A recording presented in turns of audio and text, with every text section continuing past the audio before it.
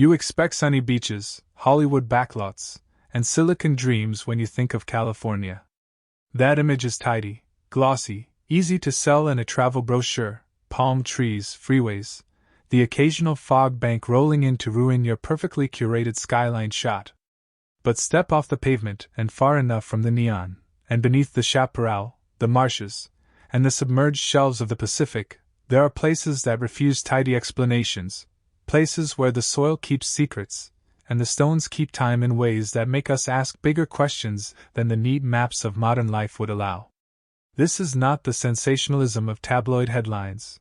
It is the slow, stubborn whisper of things that have been here far longer than our calendars, things that suggest people moved, traded, fought, and imagined in California long before the angles of our modern cities were decided.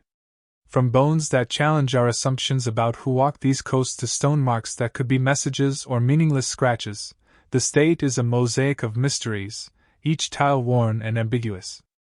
In the next hours we will walk together through canyons and fog, across islands and shoreline, into caves where paint has held its color for millennia and across submerged terraces where the ocean now erases the footprints of old worlds. I promise you revelations, some small, some large, and some that will only raise new questions. We will look at data and at rumor, at rigorous science, and at the myths people cling to when the facts are incomplete. I want you to come with the skepticism and I'll both, because either one alone is enough. We'll hold the archaeologist's trowel in one hand and the storyteller's lantern in the other, alternating where each casts the clearest light. By the end you may not have all the answers. That's the point. The most interesting parts of history are often where the record falters, where the silence between facts is louder than the facts themselves. Imagine a place where sea spray and salt have traded secrets with desert wind, where shell middens rise like coral ghosts, and where whole bays hide the ruins of shorelines that once hosted fires and feasts. Picture yourself walking a foggy trail at dawn, wind tugging at your jacket while gulls cut the gray air. Beneath your boots, on a slope of packed earth, you find a scatter of worked obsidian, flakes snapped off with intention, edges pressed into tools. Nearby, a lone mound of shell glows like bone in the morning. Somewhere below it, the chemistry of carbon will whisper dates, but the bones themselves keep their own story. We live, we analyze, we create models. Were these people coastal foragers who voyaged in fragile canoes along a rugged coast, or were they part of inland networks that reached the sea and then returned? Were some of these sites seasonal camps, emptied and reoccupied with the rhythm of salmon runs and migratory birds, or were they permanent places, small villages with social strata and trade routes that reached across landscapes we no longer see? The official maps give us names and coordinates, but rarely the everyday sense of wonder those places inspired in the people who first occupied them. Still, for all the radiocarbon dates and isotopic data, there is room for myth, for stories of giants, lost voyagers, and cursed stones, because every human culture, when confronted with the ignorance of the present, fills it with narrative. The trick for us is to listen to both, the numbers and the stories. Numbers can mislead if taken as complete. Stories can mislead if taken as literal. So we balance. Now let me take you deeper. There is a stretch of coastline and channel islands where the bones we find are older than we once dared imagine. One fragment of femur, one isolated skull, the heel of a sandal. These things push the earliest human presence on the Pacific coast back several thousand years beyond what earlier textbooks taught. The teeth tell us of diets heavy in shellfish and sea mammals.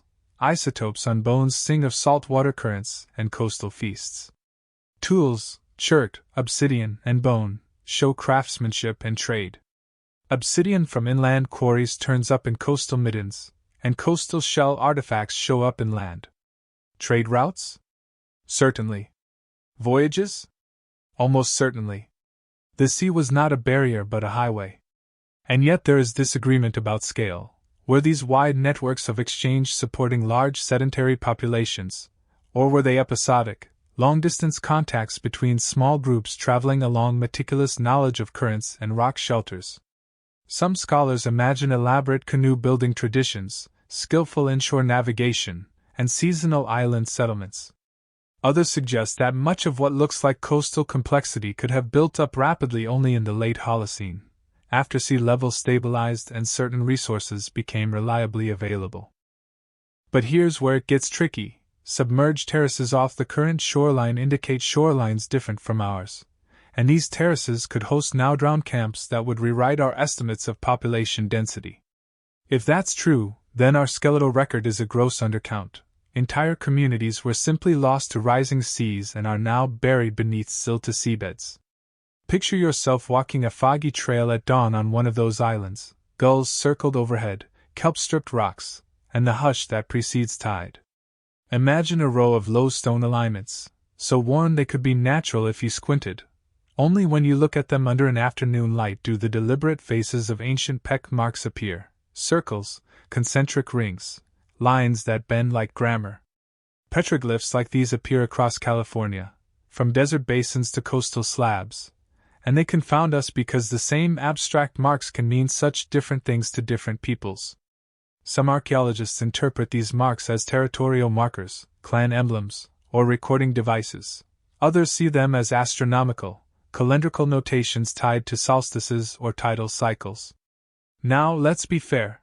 You can find similar motifs around the world and attribute them to convergent human cognition, but the local context matters. When you pair certain motifs with alignments to sunrise on a particular date, or with burials containing exotic goods, the argument for ceremonial significance strengthens. Still, for all the evidence, we keep returning to questions of intent.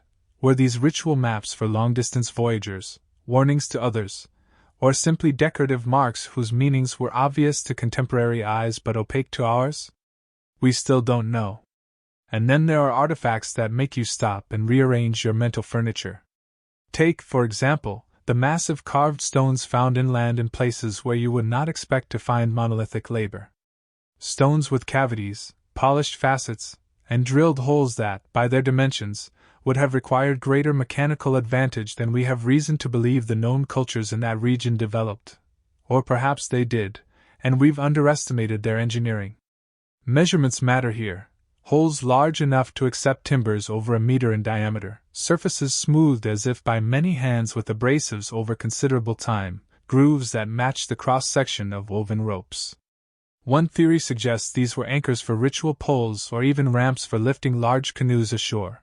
Another reasons they may be components of irrigation or ancient waterworks. Now, let's be fair, sometimes a stone is just a stone, and human pattern-seeking will find purpose where none exists. But then you look at associated soil strata and carbon dates and find an unexpected contemporaneity between these carved stones and distant obsidian exchange. The pattern reasserts itself. Complex social organization may have been more common in ancient California than older narratives allowed. Competing theories are the lifeblood of archaeology. For any single piece of evidence there will be a chorus.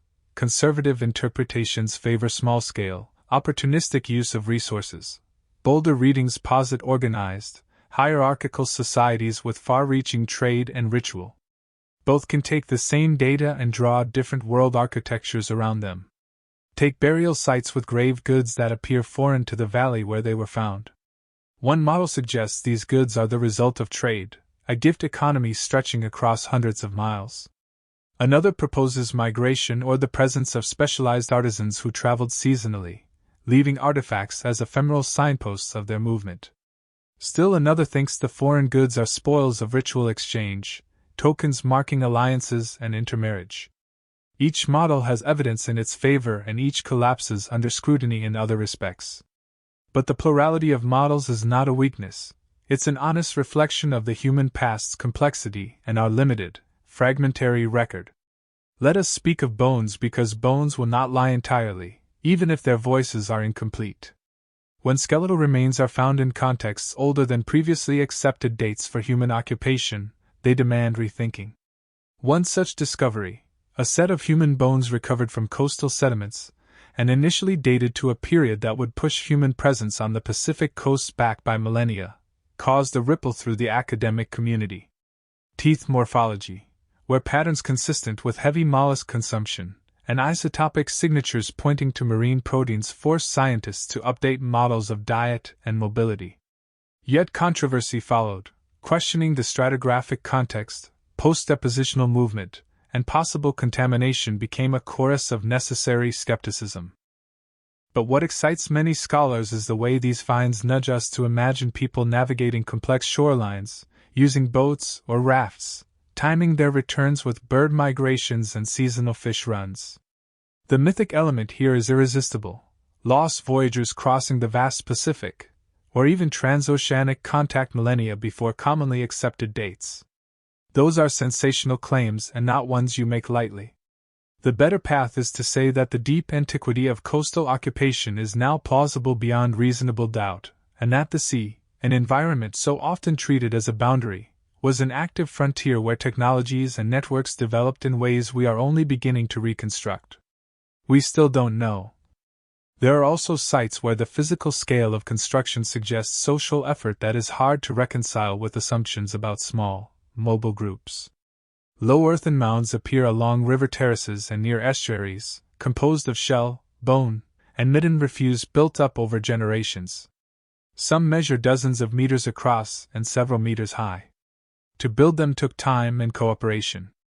Were these mounds simply garbage heaps raised by repeated meals, or were they engineered platforms for houses, for ceremonies, for storage of goods, or for strategic observation of the tides and the movement of herds? Excavations reveal post holes indicating structures that could have been either longhouses or communal halls. Radiocarbon dates, when available, show long sequences of use, possibly spanning centuries. If you imagine the labor and coordination required, a different social picture emerges: a community capable of planning and executing large-scale projects, possibly with leaders or coordinators to mobilize labor. Others caution against hierarchical assumptions. They argue for episodic communal projects, seasonal gatherings where everyone helped build a structure for the duration of a production cycle, then dispersed. Both models are plausible. Both reshape how we imagine ancient California. No less puzzling are the geoglyphs, lines and shapes carved into plateau surfaces, seen clearly only from certain vantage points, some of which no longer exist because of erosion or modern development. The patterns are sometimes simple: spirals, circles, a line of stones forming a path. Other times they are elaborate, with alignments to the rising sun on specific dates, or to distant mountain peaks. One theory reads these as navigational aids, especially in fog-prone coasts where landmarks below the fog line would be invisible. Another reads them as social markers, declarations of territory or memorials to ancestors. A third suggests astronomical significance, a localized sky calendar helping to time resource gathering. The mythic overlay is obvious: lines carved into the earth by giant hands, pathways for gods, or even runes linked to voyagers from across the ocean. Each of these possibilities is seductive. The factual anchor is modest: we find peck stone, soil disturbance, and sometimes associated charcoal that yields dates. But the interpretation is a bridge we must build carefully, aware that every bridge sways when its supports are sparse. Now picture yourself again, this time at dusk in an inland valley where the last light slants like a blade across scrub. You stand near a stone circle, the bones of small animals scattered at its edge. The wind smells faintly of smoke, old and new. Someone centuries ago sat here, perhaps hundreds of them across generations, and performed rites that stitched individuals into a larger identity. Maybe they were remembering the dead, trading stories of voyagers, or negotiating marriage alliances. Maybe the circle is a stage for performance, for teaching, for measuring the stars. Or maybe it's an emptied kitchen pit misread by modern eyes. Picture these possibilities and strain to hear the human voices through the quiet of time.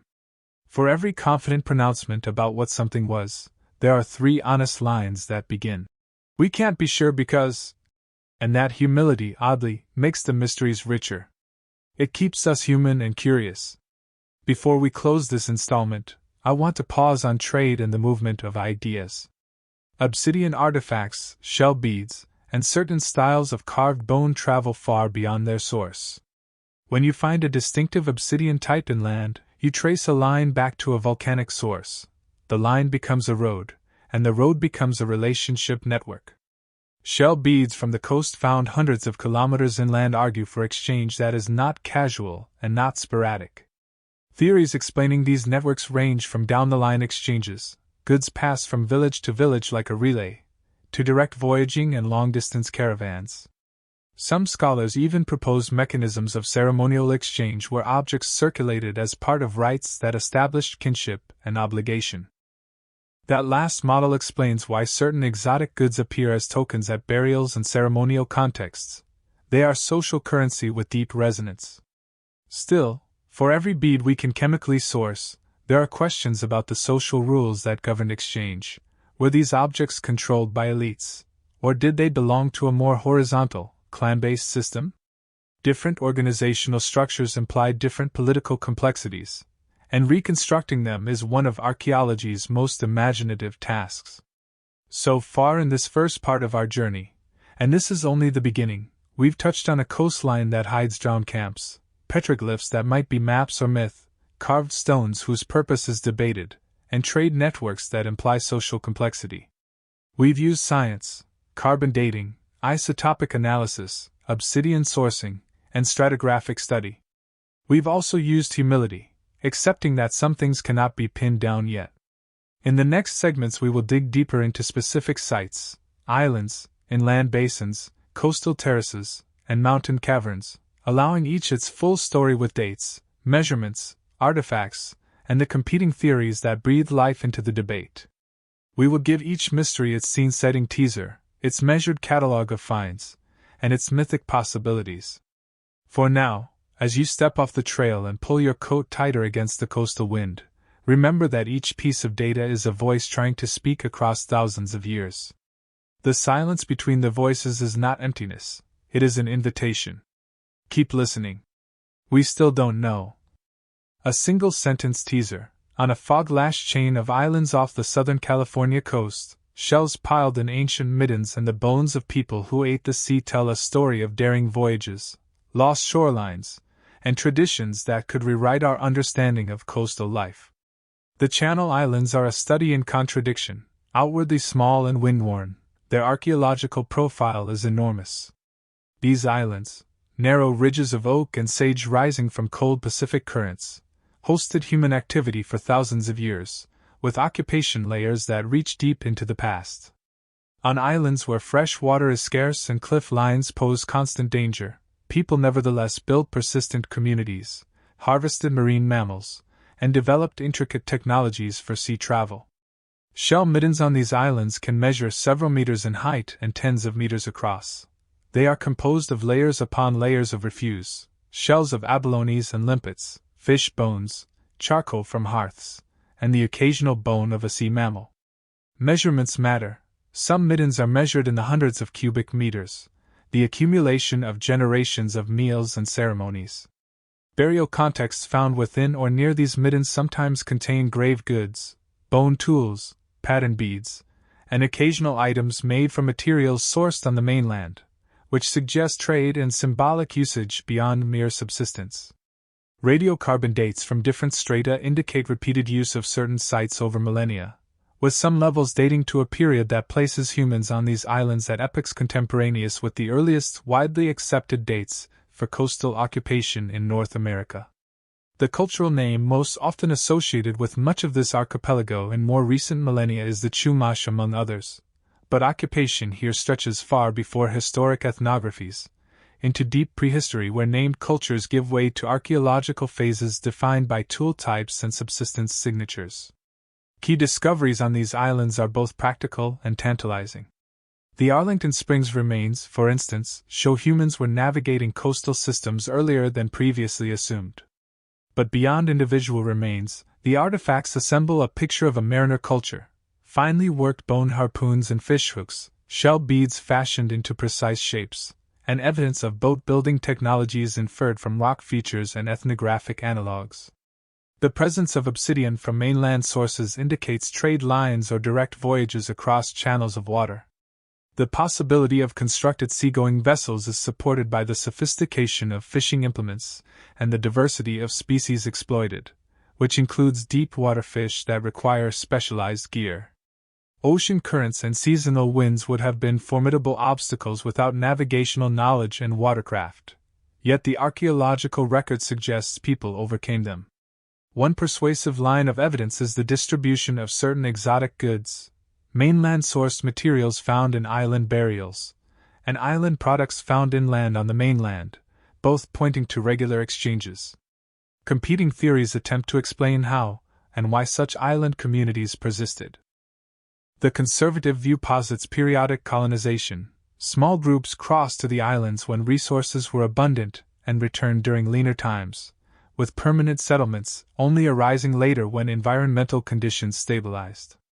The opposing view argues for continuous, year-round occupation supported by sophisticated resource management and possibly storage strategies for water and food. There is also debate about social organization. Did islanders operate within relatively egalitarian structures, or did specialization and craft control create emerging elites? Some interpretations suggest ritual complexity, evidenced by concentrated burial deposits and symbolic artifacts, while others read the same patterns as the product of small, highly interdependent kin groups without hierarchical distinction. Now, let's be fair. Tidal cycles and cliffside caves do not lend themselves to easy excavation, and erosion has removed much of the physical record. What remains is a puzzle with several pieces missing. Mythic whispers overlay the scientific data and grow louder with each evocative find. There are island legends of people of the waves, who could circumnavigate in plank-built boats, and giants, in shoreside stories who left behind large stone markers. Oral histories, while not easily fit into the archaeological grid, add a cultural layer that points to sustained maritime expertise and to a cosmology that placed the sea at the center of life. Sensational theories, voiced sometimes by popular writers and fringe commentators, have even suggested trans-Pacific voyagers from distant shores arrived and left artifacts indistinguishable from native craftsmanship. These claims are extraordinary and require extraordinary evidence. The mainstream archaeological response has been to apply strict scrutiny. Yet the mythic elements, giants, lost voyagers, and cursed stones, survive because they resonate with human imagination and because at the edges of our knowledge, myth and memory intertwine. Picture yourself walking the foggy trail at dawn on one of these islands. The wind cuts, kelp tangles at your ankles as you climb a low bluff, and ahead lies the rim of an ancient midden, its colors layered like the rings of a tree. In the midden's shadow you see worked bone and a bead half buried in shell. You imagine hands, calloused and quick, threading beads, scraping meat, singing to keep watch while fires smoked fish for preservation. Perhaps a woman knelt to fashion a baited bone hook. Perhaps a child was taught the curve of the currents by an elder pointing at the horizon. The everyday task was survival, but the accumulated midden tells a larger story: gatherings, rituals, and knowledge transmission that required continuity beyond a single season. It suggests networks of exchange, both of goods and of ideas, and a social imagination robust enough to conceive calendars and ceremonies anchored to the sea. Still, for all the evidence, middens, tools, isotopes, and oral memory, we are left with the simple, persistent sentence: we still don't know. We will continue this investigation through many more pages, exploring inland mounds and desert petroglyphs, submerged terraces and mountain caves. Each site forces us to rewrite some sentences in our history books, to recognize that the story of California is not merely a prelude to colonization, but a complex epic in its own right. For now, let this island scene sit with you, a place where the sea hammered out life in brilliant, difficult ways, where people adapted and imagined, where the archaeological record is generous but incomplete. Keep this image in your head as we move inland in the next part, because the ties between coast and continent are the threads that stitch these mysteries into a larger pattern. We still don't know. On shorelines now drowned by the Pacific, ancient camps and hearths lie under sediment and sea, whispering of people who walk terraces that are today far beneath the waves, evidence that the map we live with is missing whole neighborhoods of the past. Think about the last ice age as a slow, global reshuffling. Roughly 20,000 years ago, during the last glacial maximum, sea level along the California coast was lower by on the order of a few hundred feet, enough to push the shorelines many kilometers seaward and to expose broad terraces that are today submerged under tens of meters of water. Those terraces, when they existed as dry land, would have been ideal places to camp, close to rich intertidal zones, sheltered by promontories, and threaded with freshwater channels.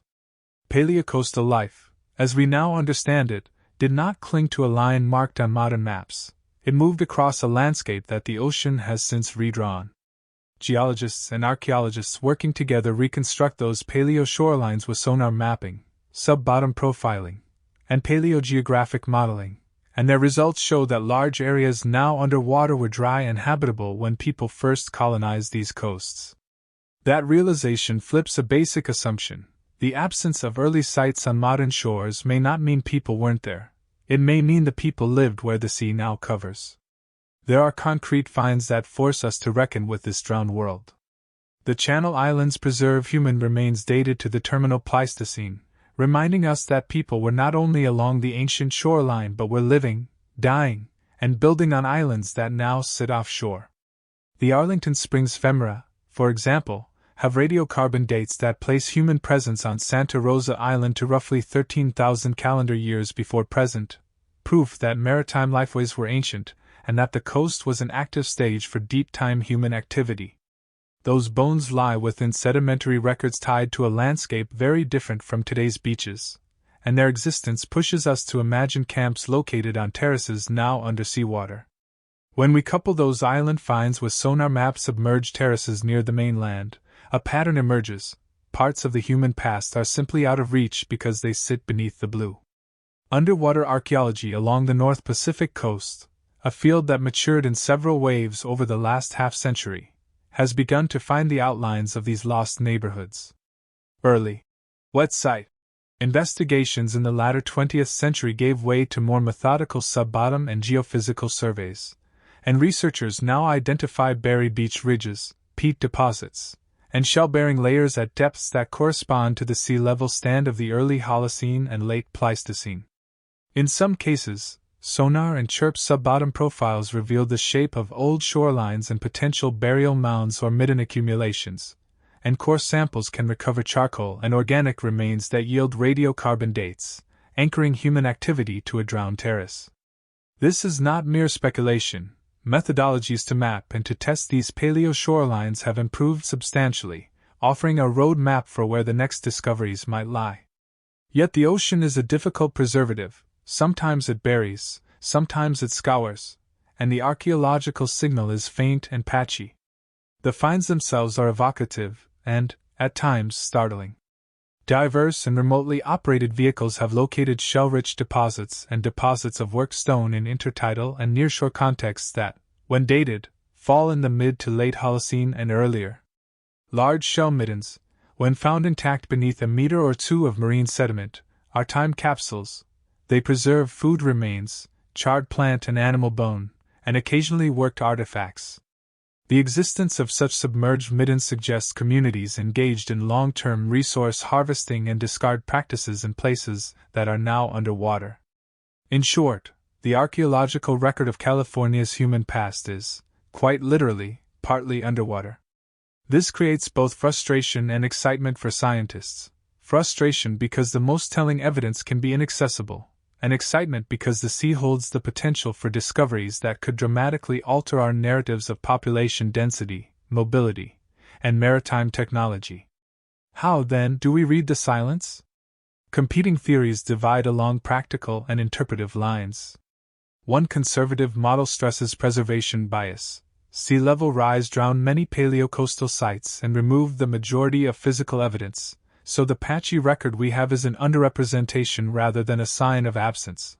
This model argues for caution in extrapolating social complexity from fragmentary remains. Another, bolder framework reads the evidence as indicating continuous maritime adaptation, that people did not merely skitter along the new shoreline but developed boats, seasonal scheduling, and storage strategies that allowed for relatively dense coastal populations supported by predictable marine resources.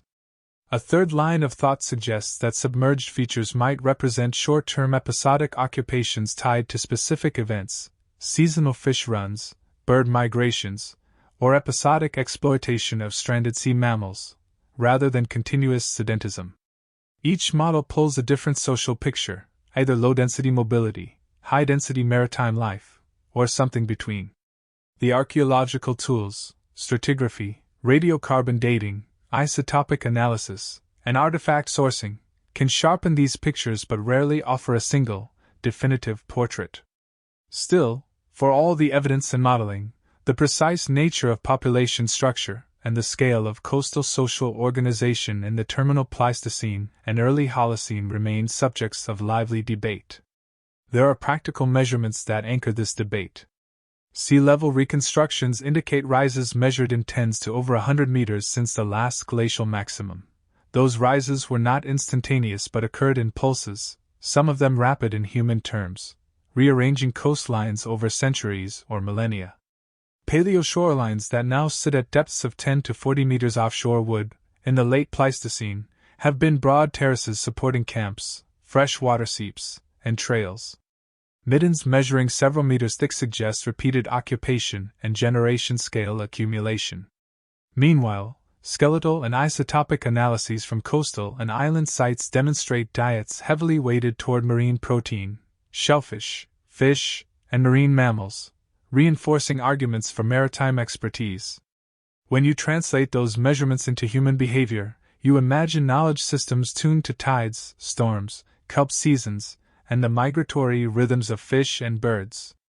The technical capacity to exploit deep water species implies specialized tools, lines, hooks, perhaps skin boats, and social arrangements for knowledge transmission that may have been more elaborate than previously assumed. And yet, the mythic dimension grows where the evidence thins. Coastal communities facing a rising sea became the stuff of story, drowned villages, nets lost to the deep, and elders who warned of tides reclaiming the old camps. Folklore collected in later centuries sometimes hints at ancestral memory of changing shores, stories of places where the houses used to stand, that now lie beneath the surf. Popular imagination takes these fragments and stitches them into vivid images, entire settlements swallowed by the ocean in a single night, giant canoes pushed inland by storms, or ghostly lights showing where houses once stood. Sensational theories have, predictably, leapt in, proposing advanced lost civilizations or transoceanic contact at unexpected dates. But these claims often outpace the evidence. The balanced approach is to recognize that memory and myth are cultural responses to environmental change. They tell us how later people made sense of altered landscapes and preserved kernels of truth in narrative form. That blend of empirical science and mythic resonance makes the drowned shorelines of California uniquely compelling. Picture yourself standing on a modern cliff above a familiar beach, wind in your face and sun flashing off the waves. Then imagine the shoreline feet below you, not sand and surf but the roofs of a long-gone camp, smoke drifting from hearths, children playing at the water's edge. You cannot literally see that world, but you can reconstruct it in your mind by walking the mapped paleoshorelines, by tasting the shellfish record in middens, and by reading the isotopic signatures in bones. Imagine a woman threading shell beads on a strand, counting the days until the kelp belts yield a good harvest. Imagine men carving bone hooks by lantern light.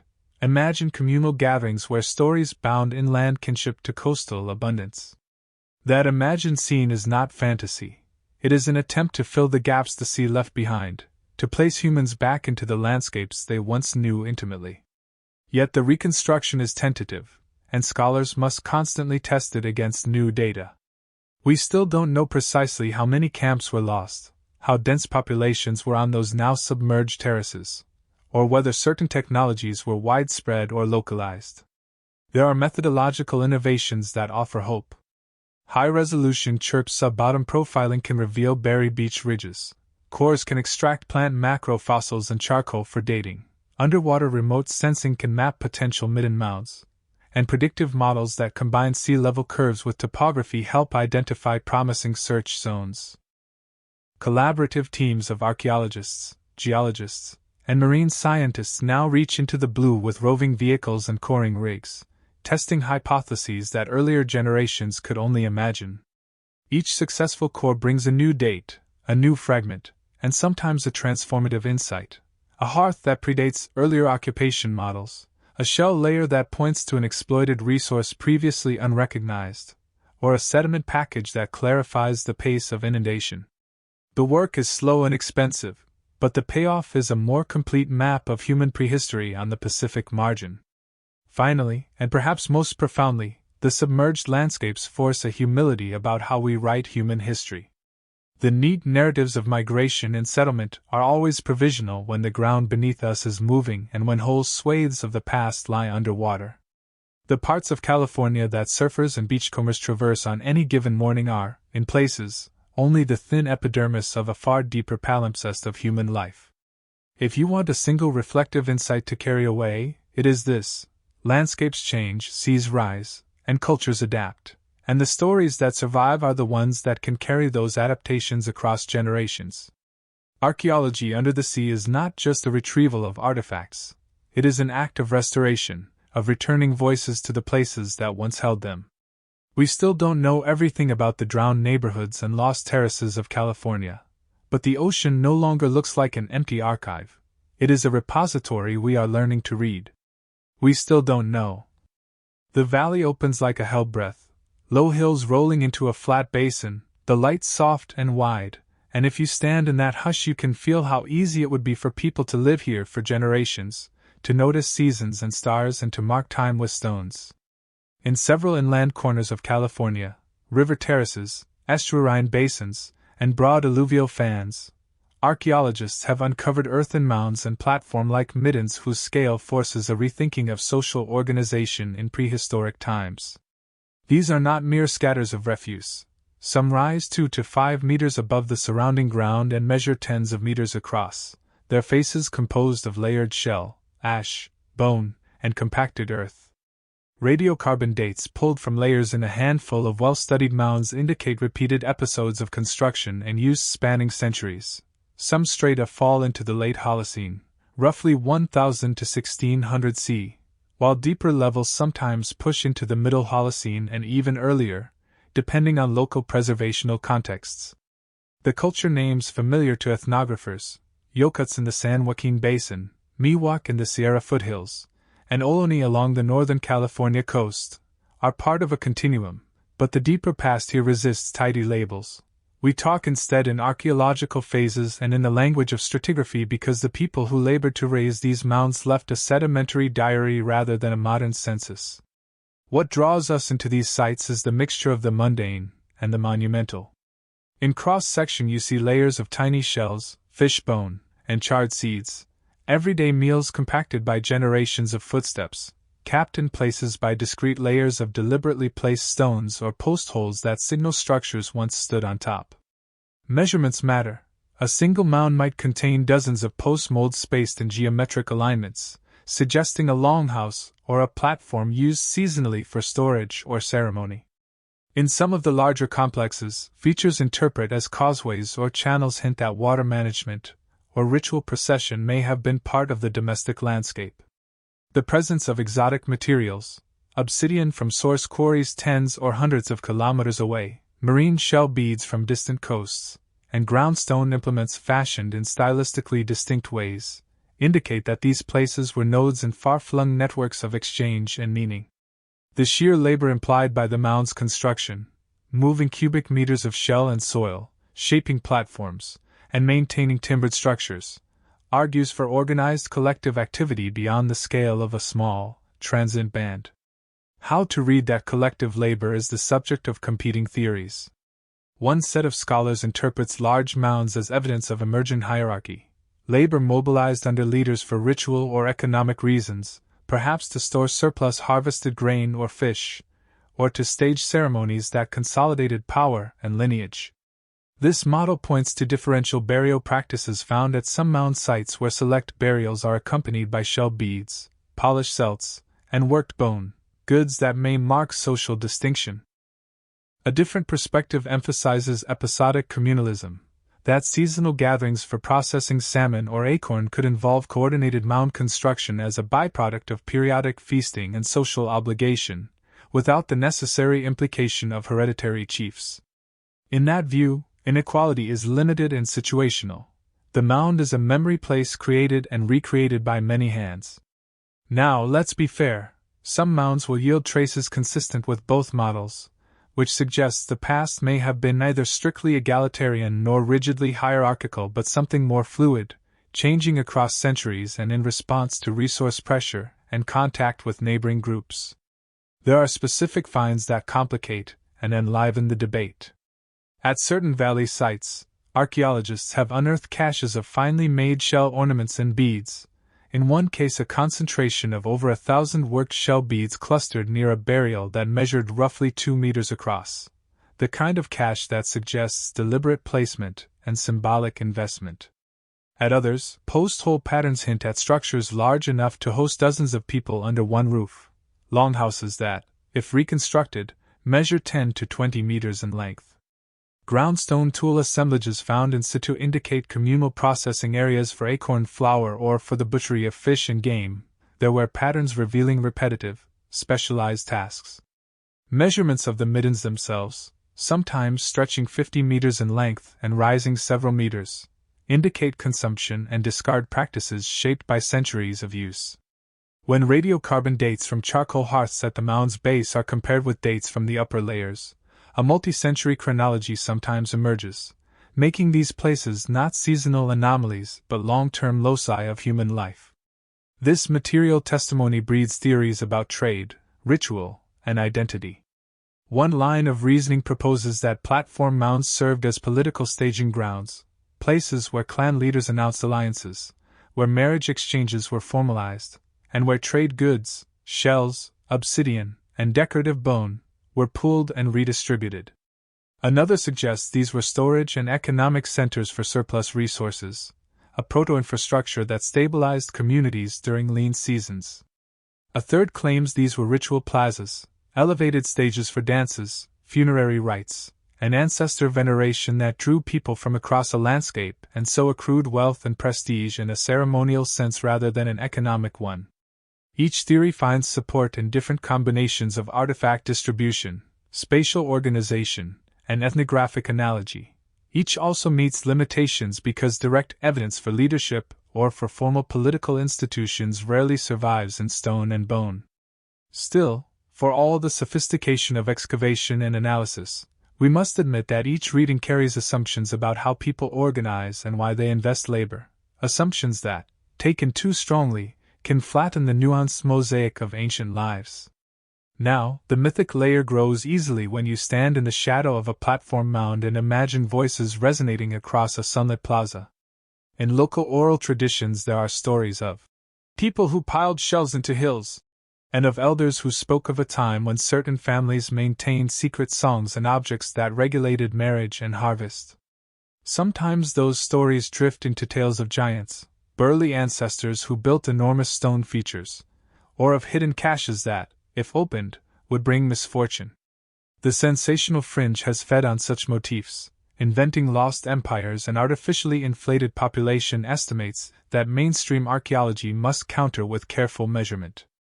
But myth and memory are not merely sensational ornaments. They are real registers of how groups remembered their own past, how they transmitted norms and origin tales, and how they anchored identity to landscape features like mounds and stones. We can treat these narratives as pointers to ancient practices without assuming they are literal chronicles. What they reveal, often, is the way later generations encoded respect for certain places and deeds. Picture yourself at twilight stepping onto the rim of a mound. The air carries the scent of crushed grass, a raven caws from a distant oak, and your shadow falls long across packed shells. Imagine that centuries ago the same rim held people wrapped in hide, voices raised in a language now only partly known, drums beating a rhythm that organized work and memory. Perhaps a procession ascended the mound, carrying with it tokens of alliance, or a council gathered to adjudicate disputes over water rights. Maybe children danced on the platform while elders stitched ceremonial regalia. The physical labor of lifting shell and earth was practical, a way to rearrange refuse into a useful terrace. But it became ceremonial too, a practice that confirmed belonging. In that sense, the mound is social architecture as much as it is practical infrastructure. Still, for all these evocative possibilities, for all the patterns in post holes and artifact clusters, the question remains, were these signs of centralized authority, episodic communal investment, or a mixture of both across time? We still don't know. A related inland mystery, and one that often appears in the same archaeological conversations, is pictographic and petroglyph art on boulders and cliff faces, arrays of dots, anthropomorphs, abstract spirals, and what some interpret as celestial charts. In desert canyons and river gorges, these images can be startling in their density. Hundreds of motifs repeated across rock panels that measure several meters in width and height. Some panels feature hammer-packed figures nearly 2 meters tall. Others hold tight clusters of small cupules that, when measured, sometimes number in the thousands across a single rock face. Dating petroglyphs is notoriously difficult, but in some contexts where varnish buildup and associated deposits can be sampled, conservatively estimated ages place portions of the art into the early to mid-Holocene, several thousand years before present, while other panels are clearly more recent, part of an active and continuing tradition. Interpretation divides along practical and symbolic lines. Some scholars read directional motifs and series of concentric rings as maps or mnemonic devices. Perhaps they record water sources, migration routes, or the locations of rock art stations that formed a navigational system across the landscape. Others emphasize cosmology, spirals as sun or water symbols, anthropomorphic figures as shamans, and the repetition of certain animals as totemic markers.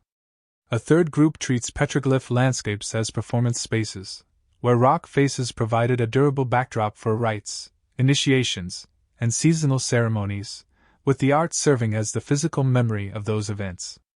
Measurements, counts of motifs, the dimensions of panels, the spacing between sites, feed all these readings. For instance, alignments between petroglyph panels and distant mountain peaks, when measured and modeled against the solstice sun, sometimes show suggestive correlations that invite astronomical interpretations. But correlation is not causation. Small sample sizes and later modifications complicate confident claims.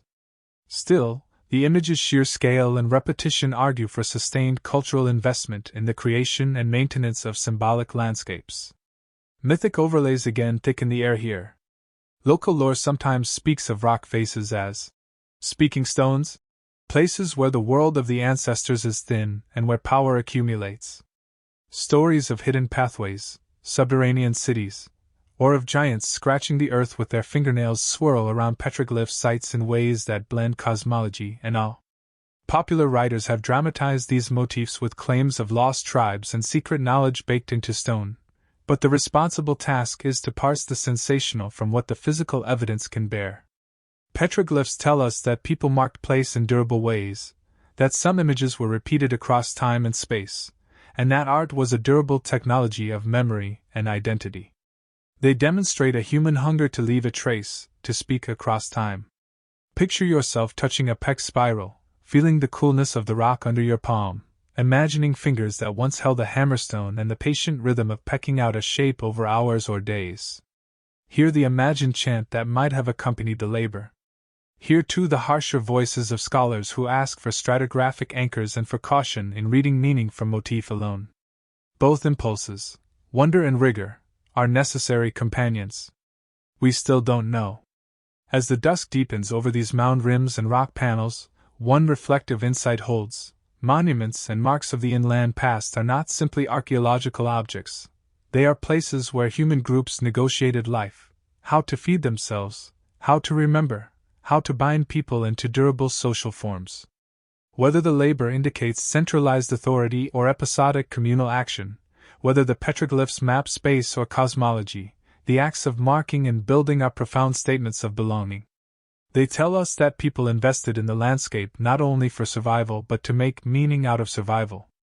And in that investment, in those layered mounds and in the rhythm of stone pecked into figures, we find a human echo, one that invites us to imagine, to measure, and to be humbled by the remaining unknown. We still don't know. If there is a single thread that has run through everything we've seen on this journey, from fog-rolled islands and drowned terraces to earthen mounds and pecked stone faces, it is the remarkable adaptability of human beings to environments that would have looked, at first glance, indifferent, or even hostile. California's landscapes, as we know them today, are themselves the handiwork of shifting seas, tectonic uplift, and centuries of human and ecological rearrangement. The archaeological record is a palimpsest where each generation wrote, erased, and wrote again.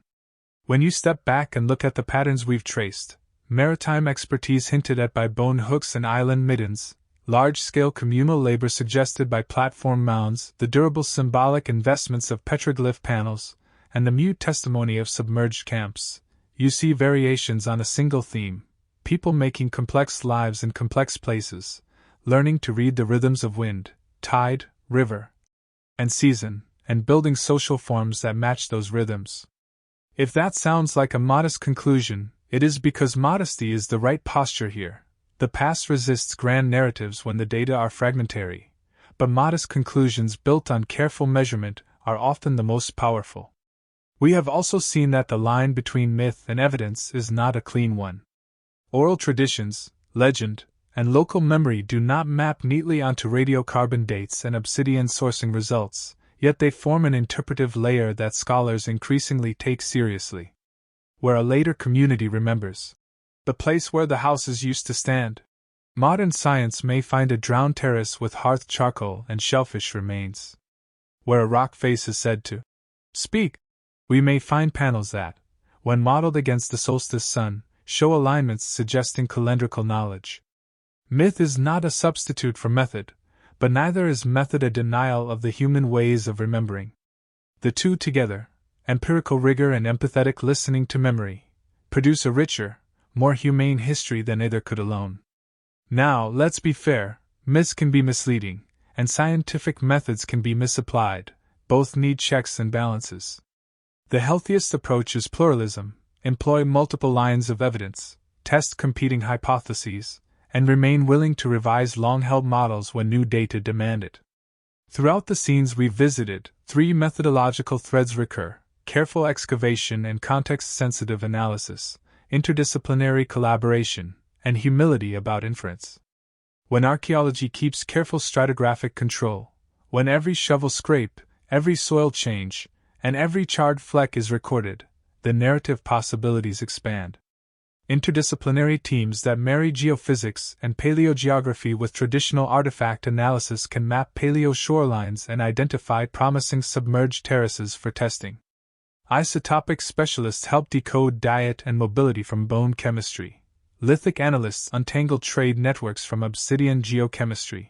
And ethnographers add cultural texture by linking archaeological patterns to living or recently recorded traditions. Each method has limits and biases, but used together they can triangulate toward robust conclusions. The humbling part is that even the best methods often produce more questions than answers. That is not a failure. It is an honest portrait of a deep past we are only beginning to read. What about the grander hypotheses that sometimes capture public imagination? Lost advanced civilizations, ancient transoceanic contacts, or the presence of literal giants? Extraordinary claims invite extraordinary evidence, and so far, the mainstream evidence supports a more measured story. Humans in these landscapes were inventive, mobile, and sometimes socially complex, but the archaeological record gives us no unambiguous proof of civilizations rivaling contemporary Old World polities in scale or technological reach. The most interesting surprises so far have not been in proving exotic headlines but in recognition of subtle, powerful developments that change how we think about the past. Early maritime adaptations that placed the sea at the center of subsistence and movement. The construction of large, enduring landscapes of mounds and middens indicating social investments measured in generations. And the widespread practice of durable symbolic marking, rock art, carved stones, and caches that show deep commitments to place and memory. These discoveries do not require us to invent ungrounded myths. They demand, instead, a recalibration of what small-scale societies can accomplish when their technologies, knowledge systems, and social organizations are finely attuned to place.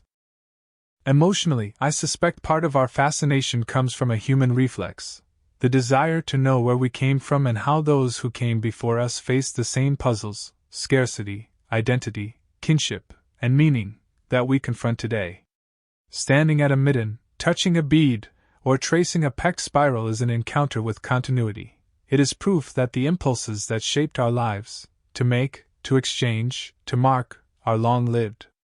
That continuity is both comforting and unsettling. Comforting because it ties us into a longer story of human resilience, Unsettling because it reminds us how much the physical world can change and how brittle the record of human life can be. The mounds and rocks and submerged terraces are not mere curiosities. They are ancestors' notebooks, imperfect but real, in which people recorded their presence in the most durable ways they could imagine. There is also a political dimension here that we cannot ignore. Many of these places, islands, valleys, riverbanks, and coastal shelves, are within the ancestral territories of living indigenous communities.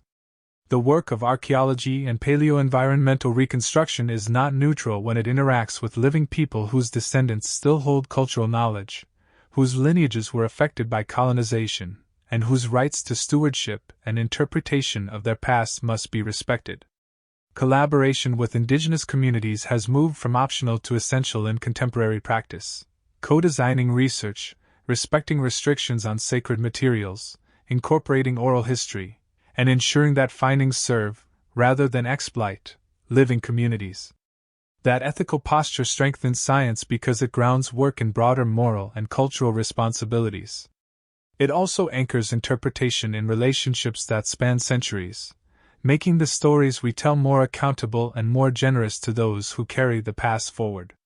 So where do we stand at the end of this long walk through California's unsolved ancient mysteries? We stand in a place of richer ignorance than we began with, richer because our ignorance now points toward clear avenues for discovery. We know the sea has swallowed neighborhoods. We know that people developed maritime technologies earlier and more inventively than older models assumed. We know that inland communities built durable social architecture, and that symbolic landscapes were repeatedly invested with meaning. We know trade and exchange knit together coasts and interiors, and we know the stories of giants and lost cities are, in most cases, cultural amplifications rather than literal chronologies. Yet beyond that we face wide-open questions. Exactly how dense were coastal populations prior to sea level rise? How did social organization vary across valleys and islands? What precise technologies did early mariners use, and how did climatic variability shape migration and settlement choices? How do local oral traditions correlate with archaeological stages, and what can that correlation reveal about memory and landscape? Each question is an invitation to further work, to cores and dives, to careful excavation and respectful conversation, to new models and new tests. And then there is the human imperative that brought you here, curiosity. Curiosity is the engine of the work, and it is also the moral center. When you ask questions about the past, you are participating in a tradition of inquiry that binds you to other humans across time. The archaeological narratives we are building, cautious, revisable, and interpolated with myth and memory, are not merely academic exercises. They are attempts to be in better company with the dead, to let their choices and labors inform our own. Each bead found in a midden, each post hole mapped in a mound, each peck spiral on a rock face carries a tiny domestic weight. Someone ate, someone mourned, someone marked the sun. Those acts are the atoms of culture. Before we close, imagine once more the fog-swathed island, the drowned shoreline, the mound rim at dusk, the canyon face dotted with peck marks. Imagine the hands that made hooks, the voices that chanted while stones were pecked, the children who played at a platform's edge. Now imagine that you are part of the continuing practice of paying attention, to the soil, to the sea, to living memory.